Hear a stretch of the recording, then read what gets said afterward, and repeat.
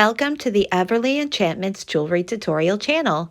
Please like, share, and subscribe. Let's create a colorful crystal bar necklace in 3 easy steps. I'm going to cut 3.5 inches just to be safe. It doesn't have to be super exact. We can snip off what we don't end up using. First, cut your wire and stack your crystals onto it.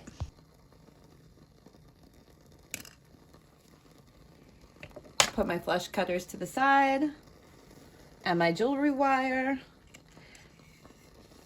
I'm going to stack my rainbow crystals, how I see fit. We're going to start with this one. And the great thing is you can choose the color combination and design of this bib, and it'll always be unique, always be special every time you make it. As you can see, I have strung the crystals in the way I like best. Now I'm going to take my pliers. These are my round tip pliers that I'm using right now.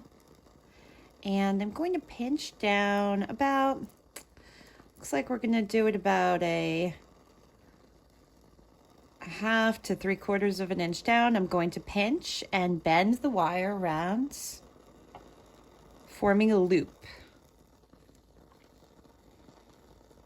Form a loop at the end of your wire, leaving at least a 1/2 inch free. That loop is going to be how I end up connecting the chain to my main component. Once I form the loop, I'm going to pinch it and press down and around. I'm using my finger. You can also use your chain nose pliers to do this. I will be finishing with my chain nose pliers to flatten the end, but you can see I'm curling it around the base. And now I'm going to curl that around until it lays flat and we have a nice finished look. As you can see, I've made a similar loop on the other side. You want to keep it nice and tight. So if there's extra wire, that's fine. Just make sure the crystals are pretty close together. There's not a lot of wiggle room, so they sit and don't move around. Now I'm going to pinch this with a pair of my pliers and do the same thing I did on the other side, which is just get in nice and tight, going around the edge, just to create some added security. See what we're doing right there. Once we feel the piece is secure, we've wrapped it enough so the crystals aren't moving around much. You can see they're pretty tight in there. They're not going anywhere. We're going to trim the excess with our wire cutters. Like to go really close to the table so the wire's pointed toward there and goes onto our surface. It doesn't cause an unsafe situation and end up in the air. And I'm going to curl this wire around until it's nice and flat and there are no loose edges. Everything is smooth and it can't snag anything. And everything will be polished when I'm done pressing down and inward with my flat nose pliers. Okay, let's get a little more curl with the chain nose. These are great for looping, and if you need to redo a loop, they work too. And as you can see, we have a very uniform look now on both sides. And we have our completed pendant centerpiece. Now we've got our pendant complete, and we are going to finish the necklace by measuring and attaching our silver O-link chain. I'm going to measure out 8 inches right now and then cut the wire with our flush cutters. So now that I've got 8 inches, make a snip,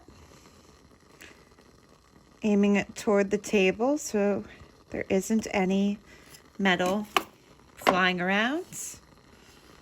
I've already cut my second 8-inch piece of chain.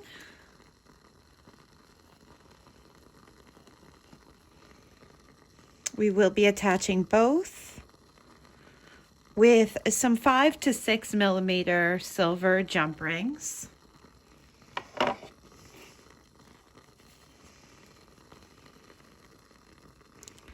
These jump rings are 5 millimeters, but you may want an extra millimeter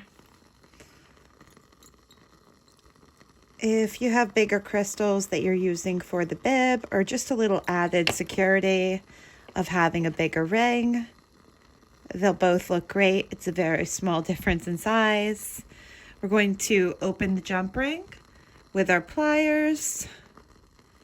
Once it is attached to the base, we're going to now attach it to our chain by simply sliding it through the last link.